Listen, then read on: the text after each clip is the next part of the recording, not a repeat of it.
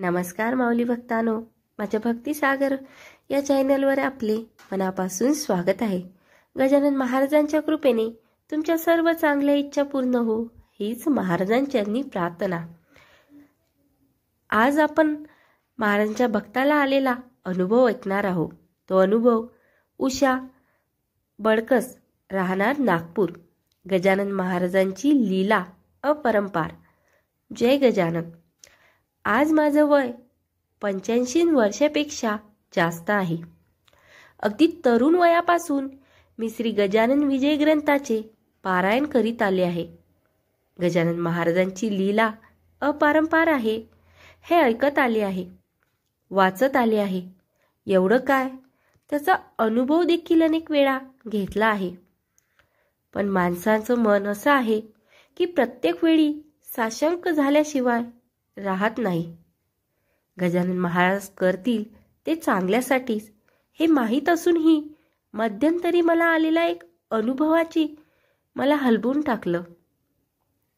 झालं असं की माझा मोठा मुलगा अभय याला गजानन महाराजांचं अतिशय वेड होतं. इतकं की घराच्या बाहेर जाताना दारात उभं राहून अनंत कोटी ब्रह्मांड नायक हा जयघोष केल्याशिवाय बाहेर पडायचं नाही, हा त्याचा नियम होता. पण दैवयोग काही वेगळाच होता. अभयची तब्येत बिघडत जाऊन एक दिवस त्याला गजानन महाराजांनी त्यांच्या जवळ बोलावून घेतलं. तो गजानन महाराजांचा भक्त जाऊ नये अशा वयात गेला. त्याच्या स्मृतीत गजानन महाराजाचं काही करावं असं माझ्या मनात आलं. आमच्या वस्तीत एक हनुमान मंदिर आहे.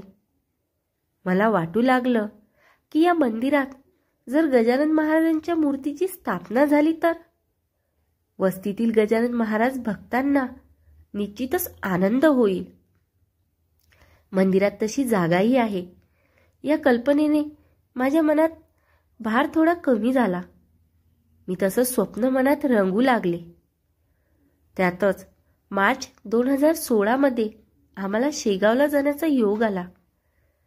आम्ही तवेरा गाडी करून शेगाव दर्शनासाठी गेलो आणि अनायसेच मोठी गाडी नेल्यामुळे आणि शेगावहून गजानन महाराज येणार या भावनेनी येताना तिथून मंदिरात शोभून दिसेल अशी सुंदर संगमवराची महाराजांची मूर्ती घेऊन आलो. दुसऱ्या दिवशी मंदिराच्या विश्वस्तांशी बोलून मूर्ती स्थापना करण्याची कल्पना त्यांच्या समोर मांडली. स्थापनेचा खर्च, कामाचा खर्च सर्व महाराजांच्या कृपेने आम्ही करू शकतो हे देखील बोलून झालं. ते म्हणाले, आम्ही विचार करून तुम्हाला कळवतो. आणि 2 दिवसांनी त्यांनी मला कळवलं, आम्ही मंदिरात गजानन महाराजांच्या मूर्तीची स्थापना करणार नाही. आम्हाला ही मूर्ती नको. माझ्या सर्व उत्साहावर पाणी फिरलं. चेहरा एकदम उतरला. त्यांना 10 वेगवेगळ्या पद्धतीने म्हणून पाहिलं.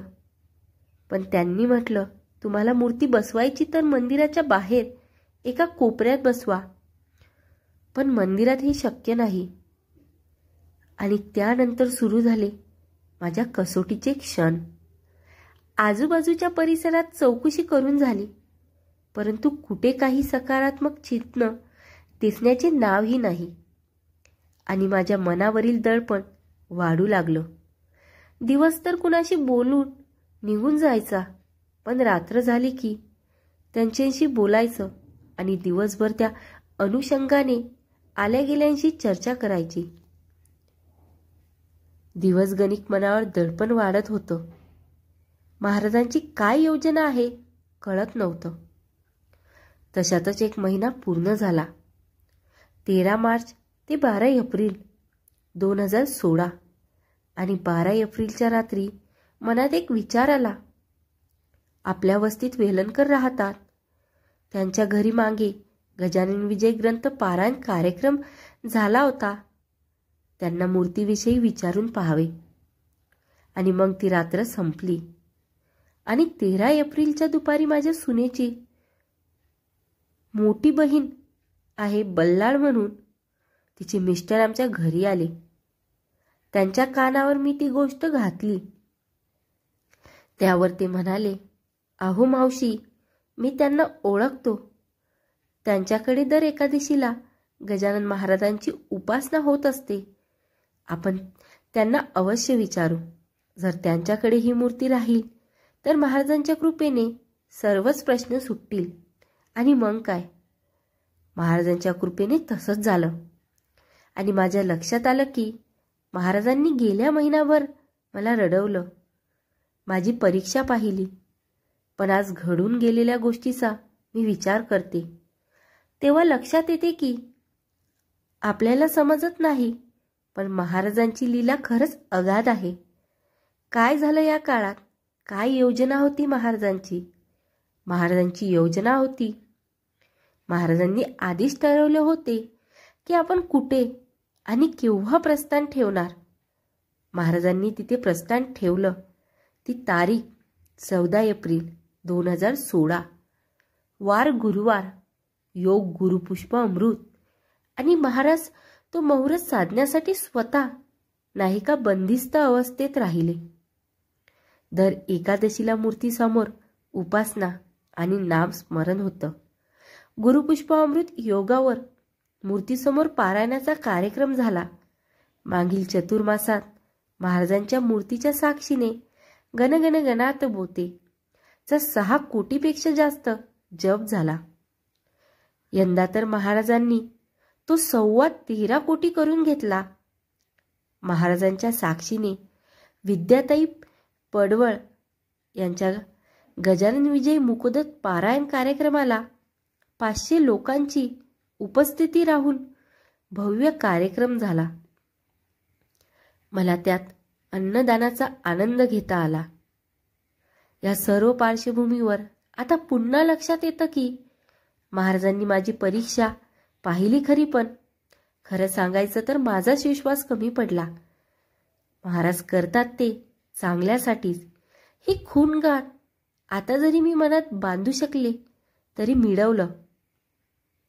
त्यामुळे दासगणूच्या शब्दात सांगायचं तर मी एवढेच म्हणेन, ऐसे गजानन कृपेचे महिमान आहे थोर साचे, ते साकल्य वर्णण्याचे मसी नाही सामर्थ.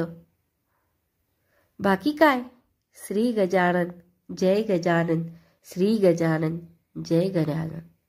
जय गजानन माऊली भक्तांनो.